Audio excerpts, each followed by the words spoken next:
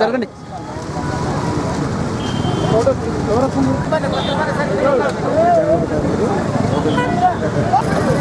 Photo దిగా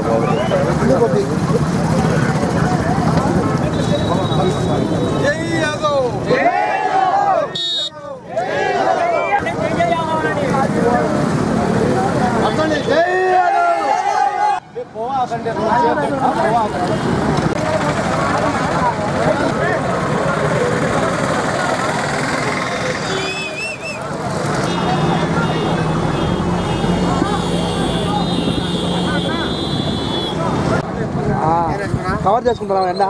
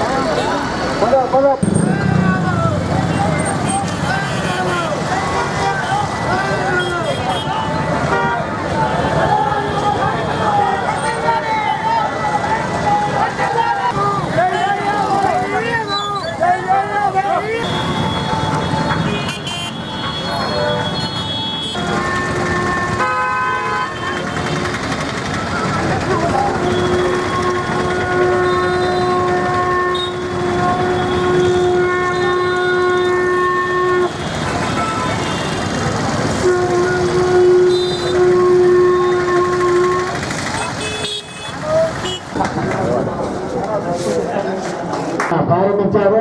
ఆ విధంగా వివిధ ప్రాంతాల నుండి ప్రొద్దుటూరుకు చేరుకోవడం జరిగింది. ఆ ప్రొద్దుటూరు నుంచి మనం అందరము బైక్ ర్యాలీలో పాల్గొని మనం జయప్రదం చేయడం జరిగింది. ఆ విధంగా ఇక్కడ ఈ రోజు సమావేశం జరిగింది. మన సంఘం ద్వారా ఉండడం జరిగింది.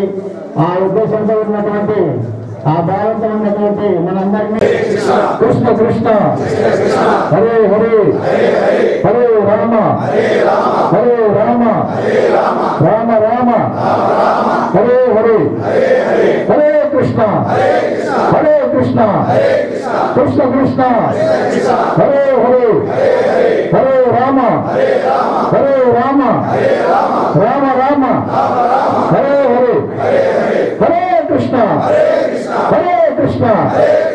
జాతీయ స్థాయి త్రోబాల్ మరియు బేస్బాల్ పోటీలు స్థానం సంపాదించారు.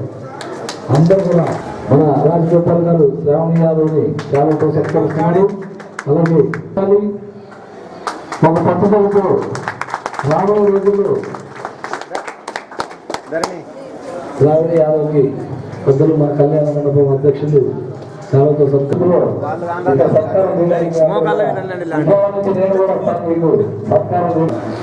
ఈ ప్రొద్దుటూరులో బీసీలంతా కలిసి ఒక ఐకమత్యమై ఒకటే టికెట్ కోసం ఎంటబడుతున్నారు అంటే కదా రెండు పార్టీలు కూడా ప్రొద్దుటూరులో బీసీలు ఏ విధంగా ఉండారా అనే స్థాయికి తీసుకొని వచ్చి పెట్టా. ప్రొద్దుటూరులో ఖచ్చితంగా బీసీ అంటే ఇట్లా ఉండాలా, బ్యాక్వర్డ్ క్యాస్ట్ కాదు, బ్యాక్ బోన్ నిజంగా ఎవరికి కూడా వెన్నెముక లాంటి వాడు బీసీ అంటే కింద.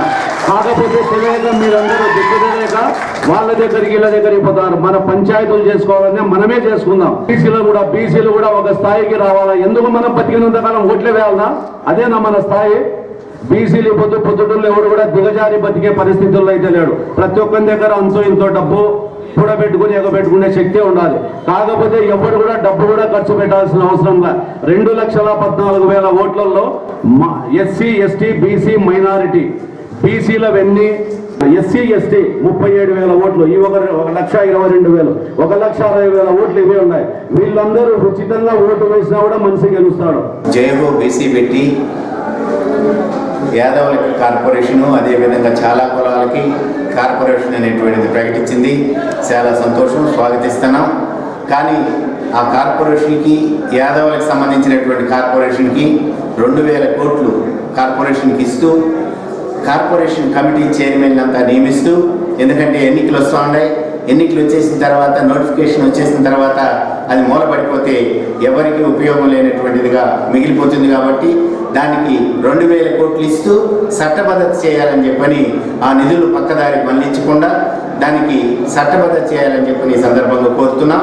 బీసీలకి పార్లమెంటు అసెంబ్లీలో రిజర్వేషన్ కల్పిస్తామని చెప్పని మేనిఫెస్టోలో పెట్టాలని చెప్పని ఆయా రాజకీయ పార్టీలను విజ్ఞప్తి చేస్తున్నాం. అదేవిధంగా మహిళా రిజర్వేషన్ బిల్లు పెట్టి మహిళా రిజర్వేషన్ బిల్లులో బీసీల యొక్క సబ్ కాటాను కూడా పెట్టాలని చెప్పని ఇవాళ మేనిఫెస్టోలో పెట్టాలని చెప్పని ఈ సందర్భంగా తెలియజేస్తున్నాం. అనేక సమస్యలు ఈరోజు బీసీలకు సంబంధించి, యాదవులకు సంబంధించి 25 మంది ఎమ్మెల్యేలు ఈ రాష్ట్రంలో ఉండాల్సినటువంటి అవసరం ఉంది.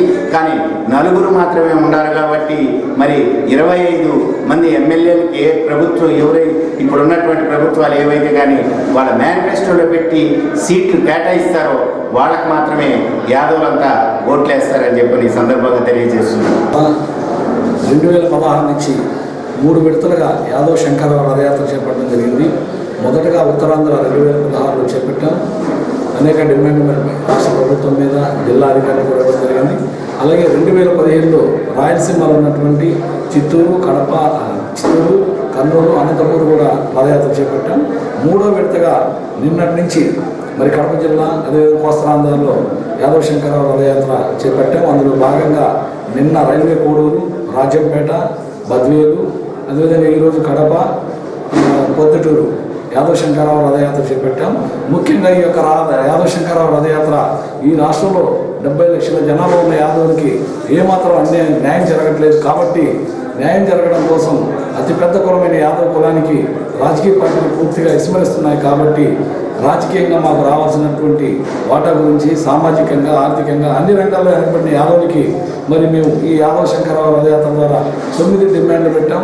అందులో యాదవ్ కార్పొరేషన్ ఏర్పాటు చేసి 2,000 కోట్లు, రాజధాని నగరంలో 20 ఎకరాల భూమి నుంచి 10 కోట్లతో భవనం నిర్మించాలని చేసి తిరుమల తిరుపతి సన్నిధిలోని యథాపరంగా కొనసాగించాలని, అలాగే 25 అసెంబ్లీ స్థానాలు, 5 పార్లమెంటు స్థానాలు, ఒక రాజ్యసభ, 6 ఎమ్మెల్సీలు ఇవ్వాలని చెప్పేసి కూడా మేము డిమాండ్ చేస్తున్నాం.